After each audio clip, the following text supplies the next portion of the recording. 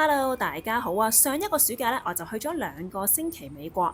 喺呢2個星期裏面咧，我哋去咗唔同嘅城市啦，當中包括華盛頓 DC 啦、Orlando 啦、Miami 啦、Dallas。而家咧，終於嚟到最後一站啦！最後一站咧，我哋就係去 New York。咁喺呢一個城市裏面咧，我哋係會逗留3日2夜嘅。雖然時間唔係好長啦，但係我哋嘅節目咧係非常之豐富，所以咧搞到我拖咗咁耐，我終於整到呢條片啦，因為實在太多嘢要介紹啦。我哋嚟到 New York 第一件事咧就係去食嘢啦。咁聽講 Joe's Pizza 咧係好出名㗎噃，因為連 Spider-Man 咧都有喺呢一度拍戲㗎。嗱，大家淨係睇條隊咧都知道好出名啦，因為我哋淨係排隊咧都已經排咗差唔多半個鐘嘅時間啦。咁我覺得 pizza 咧都好食嘅，而且呢個價錢都 OK 嘅。咁不過咧，大家都要有心理準備嘅，因為鋪頭嘅環境比較狹窄啦，所以好有機會咧係要外賣出去食嘅。另外純粹開心 share 啦，我哋買咗呢一支雪碧茶，我覺得咧佢係有氣嘅雀檸，但係都幾好飲嘅。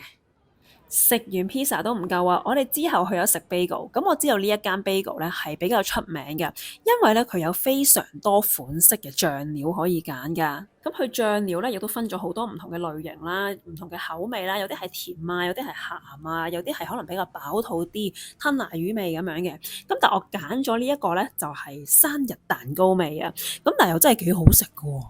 同埋真係好足料啊！佢入面嘅 cream cheese 咧係塞滿晒彩針啦，成件事係好夾啦。咁但係其實真係好飽肚啊，所以我食咗半個我就食唔晒，但係因為真係太好食啦，所以我唔捨得抌，我就一直拎到翻酒店。但係到夜晚嘅時候，我發現原來個 bagel 已經臭咗，因為佢係 cream cheese 嚟，但係真係好好食啊！好啦，終於食飽嘢啦，而家正正經經出發去參觀啦。咁我哋係搭地鐵嘅，成日都聽到啲人話：喂，New York 啲地鐵好危險㗎喎。但係我自己嘅感受啦，我嘅體驗咧，我就覺得 so far 都 OK 嘅。雖然係見到有好多人衝閘啦，但係就唔見到有好多好古怪嘅行為啊，亦都冇見到咩地下有針筒啊嗰啲咯。咁我哋第一個正式去參觀嘅景點咧，就係911博物館啦。咁因為喺呢個博物館裏面咧，其實就好多地方都唔可以影相或者拍片啊。咁所以我都盡我嘅所能咧，將我見到嘅嘢都影俾大家睇。如果大家計劃嚟911博物館嘅話咧，我都建議大家有一個心理準備啦，就係預咗咧係會有啲唔開心或者會有啲情緒嘅。咁我未入到去911博物館啦，咁我見到佢呢個原址啦，亦都見到佢喺啲石碑上面有受難者嘅名啦。其實個心裏面已經開始好唔舒服噶啦。咁當我行到入去啦，再睇一啲可能受難者嘅家屬講嘅嘢啦，亦都會更加難受咯。咁我好記得咧，其中有一位家屬就講啦，話雖然911咧呢一日係一個好難受嘅一日，好難過嘅一日啦，但係佢都唔想呢一日完咯，因為呢一日咧係佢同佢屋企人最後一次見面嗰一日啦。又或者可能有家屬會講話啊，明明你喺出門口之前咧，我同你講拜拜，今晚要同你一齊出街拍拖食飯㗎喎，點知咧我就再打唔到俾你啦，亦都冇機會再見到你啦咁樣。咁我覺得即係見到呢啲説話，即係聽到呢啲説話，其實內心係真係好難受咯。咁呢一個911博物館咧並唔係非常之大嘅，如果大家走馬看花嘅話咧，我諗真係半個鐘至1個鐘左右咧就已經可以睇晒㗎啦。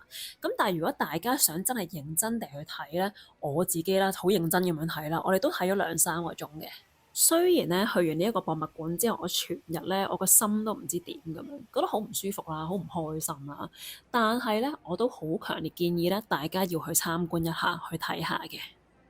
去完911博物館之後咧，我哋而家出發去下一個景點啦。我哋而家去華爾街啦。咁去華爾街咧，其實我哋都冇睇到啲乜嘢啦。我哋主要咧就係去咗睇嗰隻銅牛，諗住同隻銅牛影下相嘅。咁但係我哋完全咧係冇機會同呢一隻銅牛影相嘅，因為實在太多人排隊同佢影相啦。亦都有人咧擺咗個攤檔咧喺度幫你同佢影相嘅。咁但係個價錢咧我就冇特別去睇幾多錢啦。係幾多錢啊？佢有冇講啊？呢塊牌原來係冇講嘅。就係咁樣啦，總之就係太多人啦，咁我哋就冇辦法同呢一隻牛影相咯。咁所以咧，我哋決定轉移陣地啊，去隻牛嘅後面同隻牛個 pat pat 影相，但係都係攝唔到入去嘅，因為真係勁多人啦。同埋你望下，係俾人摸到蝕晒㗎咯。再加上咧，呢個銅牛嘅位置咧，佢係喺兩條馬路嘅中間啊，所以本身嗰個位咧已經係好狹窄㗎啦，所以你係好難可以攝到喺呢一個島仔上邊，然後仲要同隻牛影相，其實就更加難咯。咁啊，但係我覺得都值得去嘅，去睇下咯，到此一遊啦。好啦，而家到下一站啦，我哋就去華埠啦，去紐約嘅唐人街。但係咧，我發現好得意嘅喎，原來喺華埠裏面咧，佢係有一個區域咧叫小意大利嘅噃。咁喺呢一個小意大利裏面咧，佢都會有啲披薩鋪啊、意粉鋪咁樣嘅。但係我自己反而覺得咧，佢係有少少似越南啊，唔知點解。咁我自己咧就聽人講話，原來咧喺華埠有一間好出名嘅雪糕鋪嘅噃，間雪糕鋪咧就叫做華埠雪糕巷。咁但係實在太多人排隊啦，咁我哋咧就冇去食到嘅。行行下咧，我哋就肚餓啦。其實都到晚飯時間㗎啦。雖然個天睇落好似好光咁樣，咁我哋就隨便咧就揀咗一間中菜嚟食啦。但係好老實咧，我就唔特別建議大家去試呢一間餐廳咯。去到夜晚咧，你就會見到唐人街嘅小販咧開始出嚟擺檔啦。咁我見到啲水果都好靚啦，同埋好抵食，我都好想買㗎。但係唔買得住啊，因為我哋夜晚咧係仲有行程㗎。雖然我哋已經食咗晚飯，但係時間尚早，我哋仲有大把計劃啊！喺紐約咧，你會周圍都見到有自由神像樣嘅公仔啊，真係好得意啊！全部我都好想買，但係要忍手唔好買住。如果全部見到得意都買咧，就真係搞唔掂。但係真係好得意，所以唯有影低當買咗啦。好啦，咁我哋今晚咧係有啲咩景點嘅咧？我哋就係去帝國大廈㗎。咁到底帝國大廈有啲咩出名嘅地方呢？其實如果你今天睇帝國大廈咧，你會覺得冇乜特別㗎，因為你就咁喺出邊望過去咧，你會覺得都係普通一棟高樓大廈啫嘛。咁但係原來佢嘅背景咧係好犀利㗎噃，因為佢係咧係1931年落成啦，佢係由1931至到1970年咧都係全球最高嘅建築物嚟㗎。咁佢當時咧係用咗1年幾嘅時間就起好，咁所以大家可以諗下喺1931年嘅時候咧，用1年嘅時間就起好呢一棟嘢咧，其實都真係好快手好癲噶。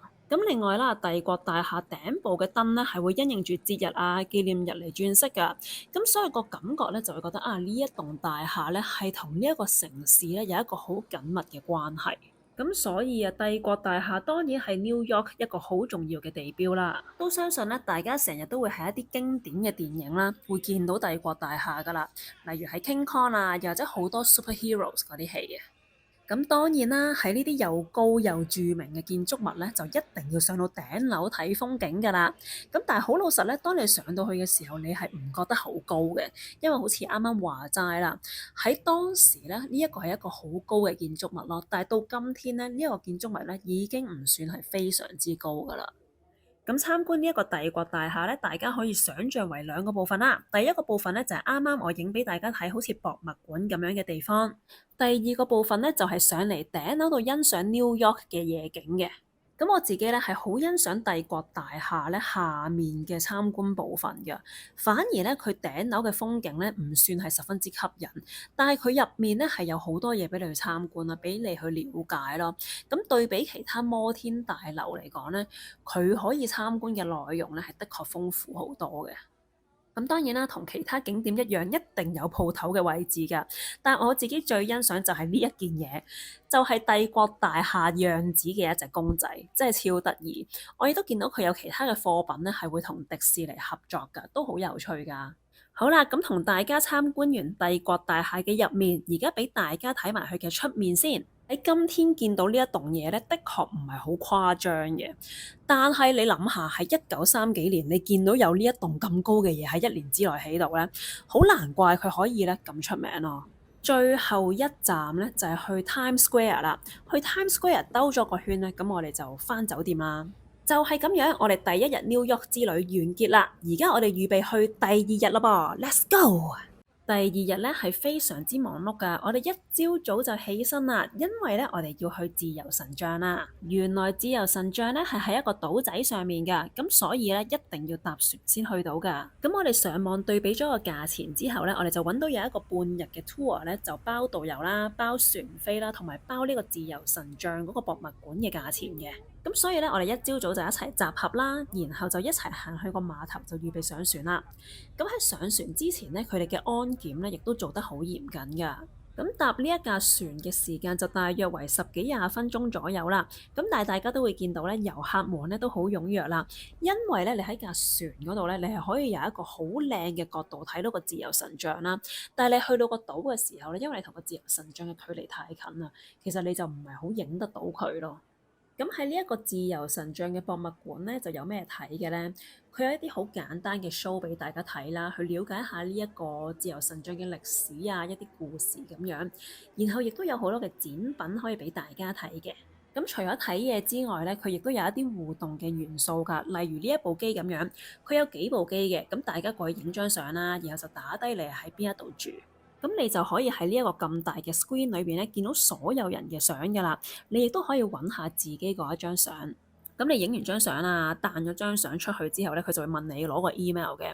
咁你俾完佢之後咧，你就會收到你張相嘅 soft copy 㗎啦。咁但係呢一個博物館咧，其實真係好細咯，所以都真係冇乜嘢睇。咁所以我哋好快咧就出咗去出面咧去欣賞自由神像啦。咁你喺呢個博物館嘅尾端咧，佢會有道門啦。咁你拱出去之後咧，你靠左上一層咧，你就可以喺呢個水平嘅角度咧同自由神像影相。咁但係好可惜咧，就淨係見到自由神像個背脊啫。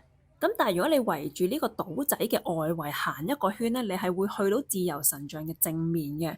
但係同佢影相係有少少難嘅，有可能要低炒咁樣影啦，又或者要揾一個專業嘅角度咧去影呢張相咯。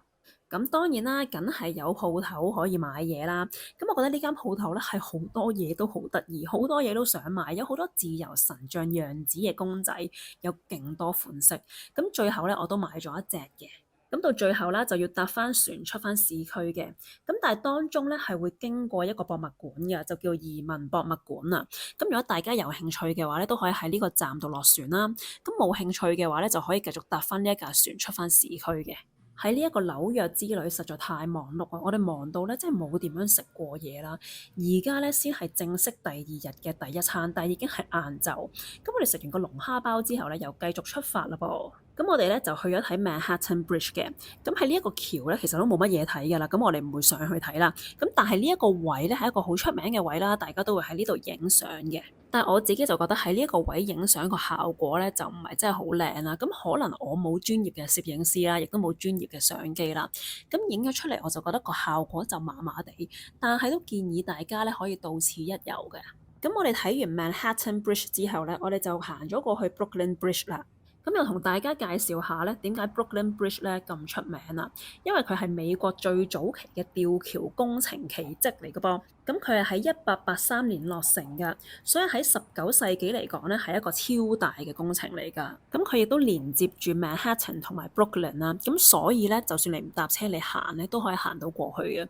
諗翻起嗰一日咧，我都覺得自己好犀利，烈日當空啦，曬到癲啦。我哋都可以行咗咁多路啦，喺呢條橋上面咧來來回回咧都行咗差唔多成粒鐘。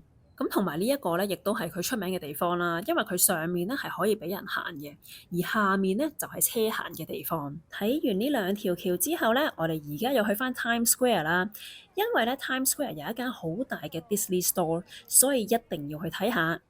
如果大家有睇開我之前美國系列嘅片咧，其中有一條咧就係講我去美國迪士尼㗎。但係原來喺呢一間鋪頭可以買嘅嘢咧，又未必全部都可以喺迪士尼樂園裏面買到㗎。例如係有自由神像樣子嘅 Minnie Mouse 咁樣，本身我自己都掙扎咗一陣㗎，我都好想買，因為即係覺得好特別、好得意啦。咁但係好可惜，我自己唔係特別好中意米妮老鼠。如果係 Donald Duck 嘅話咧，我就一定會買啦。如果大家趕時間咧，唔想上去上一層睇嘅話咧，大家都要去搭一搭下呢條電梯，因為真係超靚啊！咁嚟得 New York 嘅咧，當然要睇 Broadway 啦。我哋今次咧就揀咗哈利波特睇。呢一場嘅表演咧係冇任何歌聽嘅，都係演員咧喺台上面講對白咁樣嘅啫。咁我自己傾向睇嘅表演咧，我都中意聽啲musical啊，好多人唱歌啊咁樣。咁我自己咧就並唔係好識得欣賞啦，亦都冇聽得好投入嘅。咁呢一個故事咧就係講哈利波特同佢班 friend 大個咗之後嘅人生啦，主要咧都係講佢哋仔女之間嘅故事多啲嘅。咁到中場休息嘅時候咧，大家亦都可以出去買下嘢食啊，買下嘢飲啊，睇下商品咁樣嘅。雖然呢一個表演咧係冇任何嘅歌唱啦，我自己覺得咧係有少少可惜嘅。咁但係都好好睇㗎。咁佢除咗啦演員嘅表演好好睇之外啦，佢舞台嘅效果咧亦都好好㗎。佢會突如其來會有一啲咧令到你覺得好驚喜嘅地方嘅。咁所以我都唔詳細講啦。如果大家有機會嘅話咧，就自己去睇，自己去欣賞下啦。咁當然啦，睇完舞台劇之後有咩做呢？就一定要去翻個門口嗰度瘋狂影翻1000張相，打翻個卡。睇完之後呢，其實都有啲嘢㗎啦，但我哋都係仲未食過嘢。我哋今日呢，就淨係食咗一個龍蝦包啫，真係相當之肚餓。但係我哋嘅景點都係未完嘅，因為我哋真係太多嘢想做，太多嘢要去啦，所以唔好食嘢住。我哋而家出發去下一個景點啦。咁我哋而家咧就係去 Top of the Rock 啦。咁 Top of the Rock 咧雖然係冇帝國大廈咁高，但係佢都好出名㗎噃。喺呢一度有一個高空體驗，你會見到呢一班遊客咧就打橫坐咗喺呢一條長條形嘅東西上面啦。咁呢一條嘢咧佢係會上升啦，並且向外轉嘅。咁你就可以坐喺度啦，欣賞呢個美麗嘅夜景啦。呢一個除咗係一個遊客體驗之外咧，佢亦都係模擬翻當時有一班建築工人啊，喺起緊呢一棟嘢嘅時候咧，佢哋就係咁樣坐咗喺呢一啲吊起咗嘅橫梁上面食飯啊、休息啊嘅一個景象嘅，而亦都有幾張好出名嘅照片啦，大家亦都可以上網睇翻嘅。咁不過如果大家想體驗嘅話咧，就記得提早買定飛啦，因為我哋淨係買咗入場券啫，我哋唔記得咗買呢一個體驗嘅飛。我哋當時即刻想買啊，但係佢哋已經話賣晒啦，所以就好可惜咯，一場嚟到。咁所以都希望可以提醒大家啦，等大家記得，如果真係想嚟嘅話咧，一定要做好準備，唔好諗住嚟到先買飛啊。雖然咧，我哋睇完 Top of the Rock 咧已經好夜啦，亦都好肚餓啦，但係我哋繼續睇嘢。我哋而家咧就去咗 LV 嘅旗艦店。你會見到好誇張啦，有好多個巨型嘅行李箱喎，做咩咁誇張嘅呢一間旗艦店？哦，原來佢呢個外牆咧都係臨時嘅咋，因為咧佢裝修緊啊，咁所以佢需要揾啲嘢咧去覆蓋個外牆啦。咁當然啦，要靚噶嘛，所以咧佢就整咗個咁誇張嘅外牆啦。好啦，影咗幾張相，到此一遊完啦。而家終於有機會去食嘢啦，但係因為太夜啦，好多鋪頭已經閂晒門啦，咁所以我哋就去咗食炸雞。如果大家都想嚟呢一間度食炸雞嘅話咧，強烈建議大家格下價對比下個價錢啊！因為我發現咧，如果你嗌兒童餐啦，再散叫多一樣嘢食啦，除咗係會平啲之外啦，食物嘅份量咧係會同其他餐咧一模一樣，你仲會多多份玩具添。話咁快咧，我嘅美國之旅就嚟到最後一晚啦。雖然開始掛住屋企，但係個心咧都有少少唔捨得。好啦，大家預備好同我去美國之旅最後一日未啊？我哋而家出發啦喎，Let's go！我哋最後一日嘅行程咧都比較簡單，因為我哋晏晝咧就要開始出發去機場啦。咁所以今日嘅景點咧都比較輕鬆少少。第一個咧，我哋去咗 Central Park。咁 Central Park 咧係一個好大嘅公園啦，喺中間咧就有一個噴水池嘅。咁點解呢個咁大個嘅公園咧會咁出名呢？因為有好多出名嘅電影都喺呢一度取景啦。咁佢除咗有一個好大嘅公園啊、花園啊、噴水池之外咧，佢亦都有個好大個嘅湖噶。咁大家知道 New York 咧係一個好繁忙嘅一個城市啦。咁所以喺呢個大城市裏面咧有一個咁巨型嘅花園咧，亦都成為咗佢哋嘅地標之一喎。而當地嘅居民咧，亦都會嚟呢一度行街啊、慢跑啊、野餐啊、休息下咁樣嘅。咁所以個感覺咧都幾得意嘅。喺呢個咁繁忙嘅城市中間咧，有一個咁大嘅花園。除咗見到好多遊客之外咧，亦都見到好多當地嘅居民喺度㗎。咁所以如果大家都有啲時間嘅話咧，都不妨嚟 Central Park 嗰度行下。除咗認識繁忙嘅 New York 之外咧，大家亦都可以體驗下佢寧靜嘅一面。行完公園之後咧，我哋就行返去市區啦，繼續周圍行下街，買下嘢。臨離開 New York 之前咧，我最想食嘅嘢就係 bagel 啦。